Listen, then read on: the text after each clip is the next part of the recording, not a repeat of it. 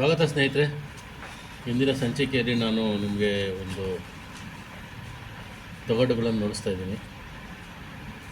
ನೋಡ್ಕೊಳ್ಳಿ ಚೆನ್ನಾಗಿ.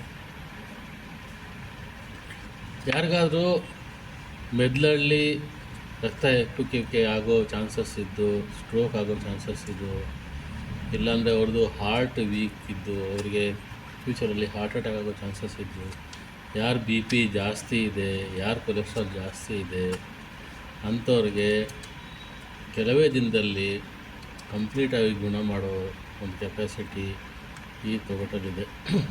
ಅದಲ್ಲದೆ ಇತ್ತೀಚೆಗೆ ಈ ಗುಲಿಯನ್ ಬ್ಯಾರ್ ಸಿಂಡ್ರೋಮ್ ನಡೀತಾ ಇದೆಯಲ್ಲ ನಮ್ಮ ಮಹಾರಾಷ್ಟ್ರಲ್ಲಿ, ಅದಕ್ಕೂ ತಡೆಗಟ್ಟಲು ಇದು ತುಂಬ ಪರಿಣಾಮಕಾರಿ.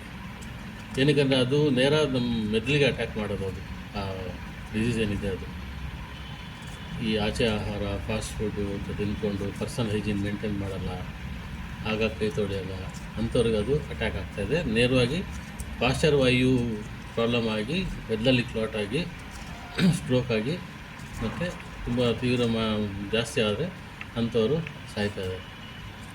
ಆ ಥರದ್ರಲ್ಲಿ ಈ ತೊಗಟೆಗಳು, ತೊರೆಮತ್ತಿ, ನೀರ್ಮತ್ತಿ ತೊಗಟೆಗಳು, ಇದು ಇಂಗ್ಲೀಷಲ್ಲಿ ಅರ್ಜುನ ಅಂತಲೂ ಕರೀತಾರೆ, ಅರ್ಜುನ ಟ್ರೀ ಅಂತಲೇ, ಜರ್ಮನಿಯಲ್ಲಿ ಅರ್ಜುನ ಅಂತಾರೆ, ಹಿಂದಿಲೂ ಅರ್ಜುನ್ ಅಂತಲೇ ಕರೀತಾರೆ, ಅರ್ಜುನ್ ಛಾಲ್ ಅಂತ ಕರೀತಾರೆ. ಇದನ್ನು 200 ಗ್ರಾಮ್ ಈ ತೊಗಟೆಗಳು, 50 ಗ್ರಾಮು ಚಕ್ಕೆ ಚೆನ್ನಾಗಿ ಪೌಡ್ರ್ ಮಾಡ್ಕೊಳ್ಳಿ.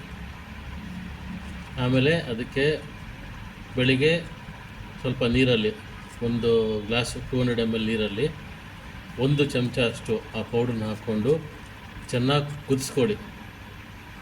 ಅದು ಕುದಿಸಿದ ನಂತರ ನಿಮಗೆ ಈ ಕಲರಲ್ಲಿ ಬರ್ತದೆ ನೀರು, ನೋಡ್ಕೊಳ್ಳಿ. ಇದಕ್ಕಿಂತ ಡಾರ್ಕು ಬರ್ಬೋದು, ತೊಂದರೆ ಇಲ್ಲ. ಇದಕ್ಕಿಂತ ಲೈಟ್ ಮಾಡೋಕ್ಕೆ ಹೋಗಬೇಡಿ, ಈ ಕಲರ್ ನೀರು ಬರ್ತದೆ. ಇದನ್ನು ಆ 200 ಗ್ರಾಮ್ ಮಿಕ್ಸ್ ಮಾಡಿದಾಗ ನೀರು ಸ್ವಲ್ಪ ಕಮ್ಮಿ ಆಗಬೇಕು. 200 ml ನೀರು ಹಾಕಿ 1 ಸ್ಪೂನ್ ಹಾಕಿದಾಗ ಅದು 100 ml ಆಗಬೇಕು.